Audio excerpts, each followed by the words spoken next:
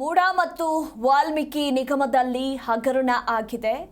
ವಿಪಕ್ಷ ವಿರುದ್ಧ ದ್ವೇಷದ ರಾಜಕಾರಣ ಸರಿಯಲ್ಲ ಅಂತ ಹುಬ್ಬಳ್ಳಿಯಲ್ಲಿ ಮಹೇಶ್ ತೆಂಗಿನಕಾಯಿ ಹೇಳಿಕೆಯನ್ನ ಕೊಟ್ಟಿದ್ದಾರೆ. ಕೋರ್ಟ್ ಆದೇಶಕ್ಕೆ ನಾವು ಕಾಯ್ತಾ ಇದ್ದೇವೆ. ಇನ್ನು ದೂರು ಬಂದಾಗ ಗವರ್ನರ್ ಸ್ಪಷ್ಟತೆಯನ್ನ ಕೇಳಬಾರ್ದಾ ಅಂತ ಇದೇ ಸಂದರ್ಭದಲ್ಲಿ ಪ್ರಶ್ನೆಯನ್ನ ಮಾಡಿದ್ದಾರೆ ಮಹೇಶ್ ತೆಂಗಿನಕಾಯಿ. ವಿಪಕ್ಷ ವಿರುದ್ಧ ದ್ವೇಷದ ರಾಜಕಾರಣ ಮಾಡೋದು ಸರಿಯಲ್ಲ. ಮೂಡಾ ಮತ್ತು ವಾಲ್ಮೀಕಿ ನಿಗಮದಲ್ಲಿ ಹಗರಣ ಆಗಿರೋದು ನಿಜ ಅಂತ ಇದೇ ಸಂದರ್ಭದಲ್ಲಿ ಹೇಳಿದ್ದಾರೆ.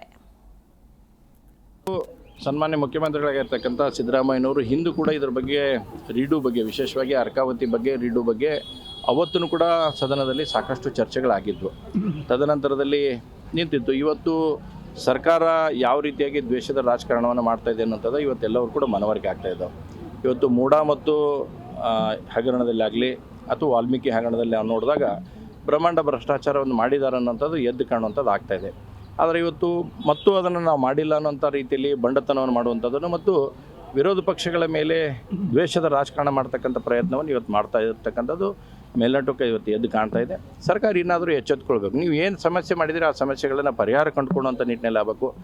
ಮುಖ್ಯಮಂತ್ರಿಗಳು ನಾನು ಯಾವುದೇ ರೀತಿ ಅಕ್ರಮದಲ್ಲಿ ಭಾಗಿಯಾಗಿಲ್ಲ ಅಂತ ಹೇಳ್ತಾ ಇದ್ದರೆ ನಾನು ಒಪ್ಕೊತೀವಿ ಅದಕ್ಕೆ. ಆದರೆ ನೀವು ಮೊದಲು ರಾಜೀನಾಮೆ ಕೊಟ್ಬಿಡ್ಬೇಕಾಯ್ತು. ಯಾವಾಗ ಗವರ್ನರ್ ಅವರು ಪ್ರಾಸಿಕ್ಯೂಷನ್ ಕೊಡುವಂಥ ಕೆಲಸ ಮಾಡಿದ್ರು ತಕ್ಷಣ ನೀವು ಸತ್ಯ ಹರಿಶ್ಚಂದ್ರ ಆಗಿದ್ದಂದ್ರೆ ರಾಜೀನಾಮೆ ಕೊಟ್ಟು ಅದನ್ನು ಎದುರಿಸಿ ನೀವು ಸರಿ ಅಂತಿದ್ರೆ ಮತ್ತೆ ಬಂದು ಕುಂದ್ರಿ. ಅದರೊಳಗೆ ಎರಡನೇ ಅಭಿಪ್ರಾಯ ಇಲ್ಲೇ ಇಲ್ಲ.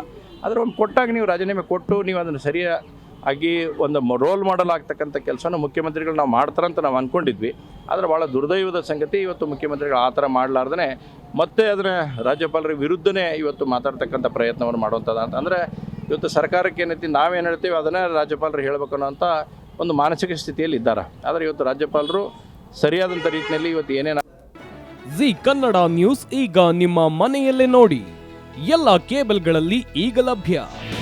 ನಿಮ್ಮ ನೆಚ್ಚಿನ ಜಿ ಕನ್ನಡ ನ್ಯೂಸ್ ಈಗ ಸನ್ ಡೈರೆಕ್ಟ್ ನಲ್ಲಿ number 292, Tata play number 1664, Jio TV number 1334, NXT digital number 30, in cable number 30, city networks 51, U digital number 162, GTPL number 17, Rockline telecommunications number 42, Shri Basaveshwara cable number 168, rural cable network 60, Vinayaka digital 57, Abhishek cable 821, city channel 53, Siddeshwara cable network 57, V4 digital Infotech 628, Surya digital networks 53, Gajanan digital number 836, Malnad Infotech private limited number